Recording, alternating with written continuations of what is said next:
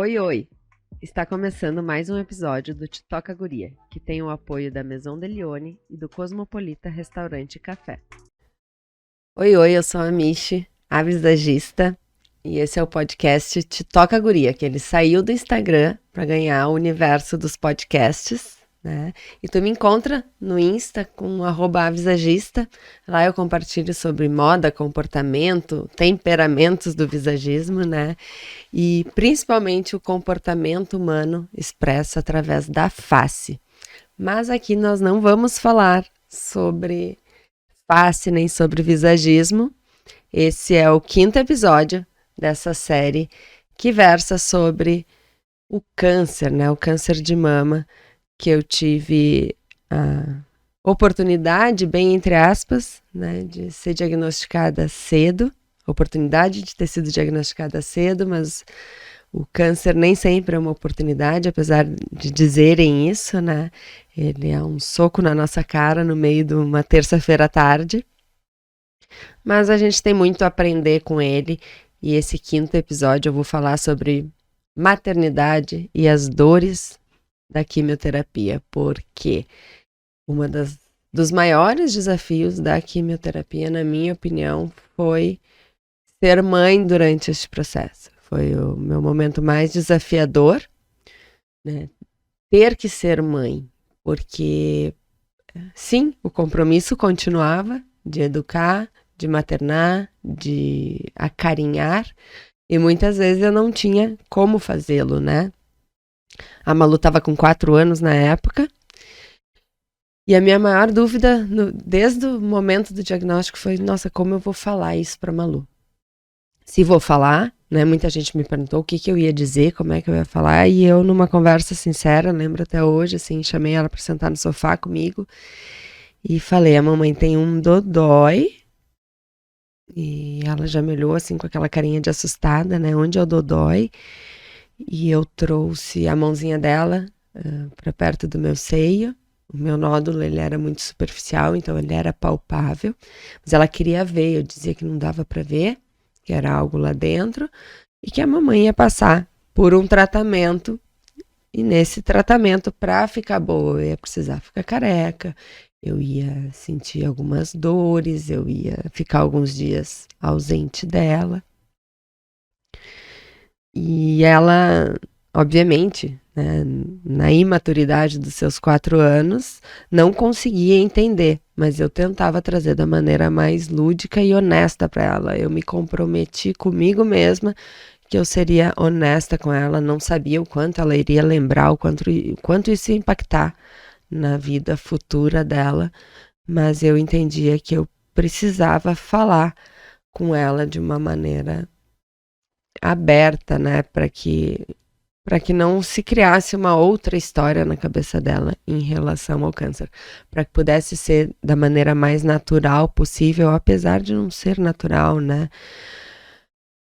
E foi com base nela, olhando para a carinha dela, que eu me preparei, eu lembro, para a primeira quimioterapia.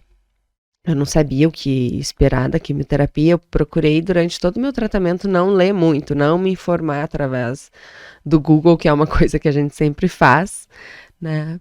Para que eu não tivesse sintomas que não eram para eu ter, digamos assim, né? Eu evitei ler sobre os efeitos colaterais, eu me informei o suficiente, né, com os médicos, com os enfermeiros responsáveis, mas eu não tinha pretensão de premeditar ou de controlar o tratamento. Então, olhando para aquela carinha, eu lembro até hoje, assim, que eu saí de casa e fui sem ter noção de como que eu ia voltar para casa. Eu fiz a primeira químio e voltei para casa bem empolgada, eu diria, porque não é no primeiro dia que a gente sente os sintomas. E eu achava que eu já ia sair da químio vomitando, com enjoo, com toda aquela coisa que é o que a gente vê nos filmes, nas novelas, e que a gente imagina do universo da quimioterapia. Eu cheguei em casa, eu estava bem. Quando foi no outro dia, mais ou menos, depois de 24 horas, é que eu realmente comecei a sentir o drama do que estava por vir, né? Passou ali 2 dias, eu não conseguia me mexer, não conseguia abraçar a Malu, a água do chuveiro doía no corpo.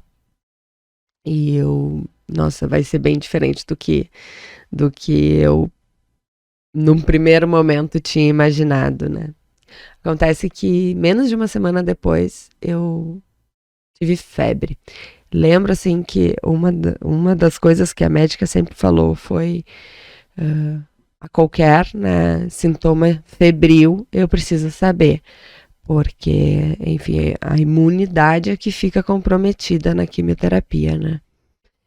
Então, eu lembro que naquela noite eu mandei mensagem para a médica, era uma terça-feira, meia-noite, e ela me disse, corre pro hospital. Então eu fui, né? Depois de uma sucessão de sustos daquela noite, chegando no hospital, acabei tendo que ser internada, não podia receber visita, né? A gente estava ainda vivendo um momento caótico pela Covid, então, além de ter tido todo um transtorno aí de diagnóstico de possível Covid e uma série de incertezas, o resultado, na verdade, era uma bactéria no trato urinário e uma bactéria que, teoricamente, não derrubaria ninguém, me derrubou, né, por causa dessa questão da imunidade. E foi ali a primeira vez, eu acho, que eu senti medo do futuro, porque até então eu não tinha tido curiosidade de me aprofundar sobre o assunto, exatamente para não internalizar nada que não fosse meu.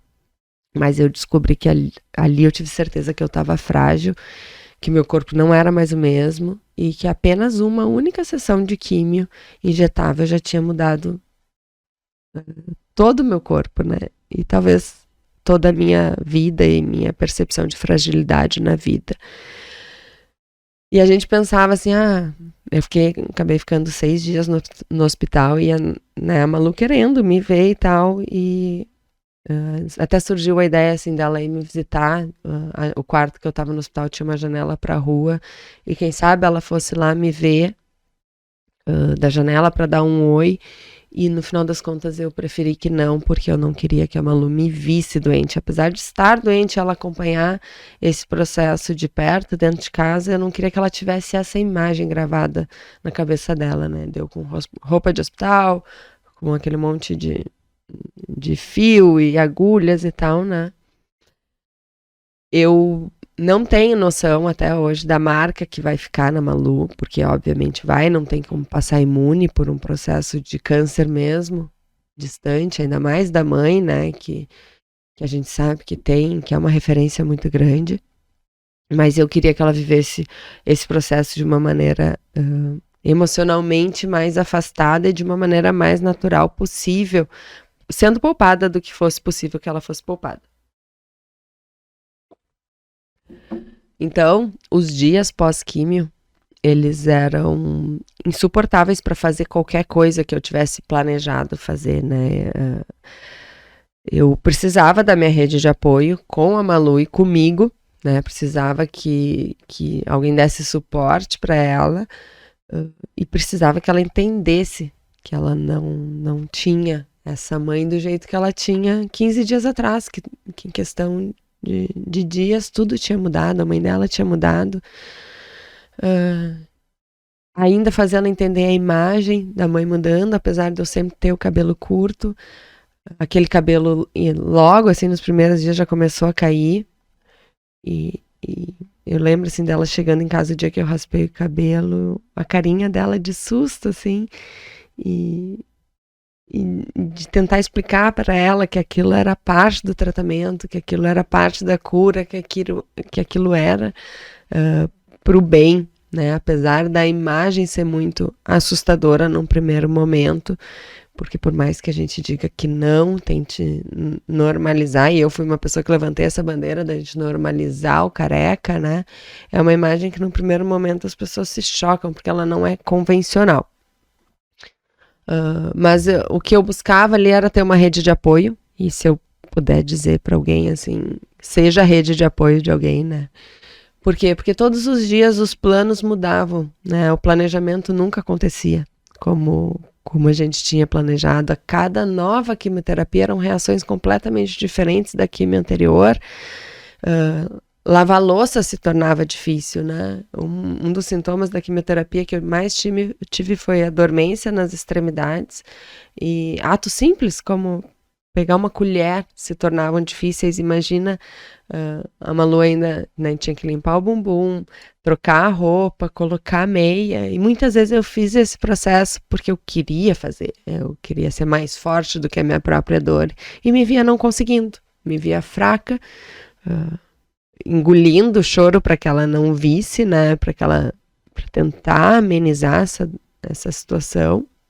E as pessoas não entendiam, muitas vezes as pessoas mais próximas, porque eu continuei dando aula em São Paulo, e eu dava aula exatamente na semana pré-químio, que era a minha melhor semana. E eu tinha ali que decidir, né, minha melhor semana eu ainda ia ficar longe da Malu para manter o meu trabalho, porque o trabalho também me mantinha viva e esperançosa com a vida, né? Então era um jogo emocional muito forte que eu tive pouco tempo para decidir.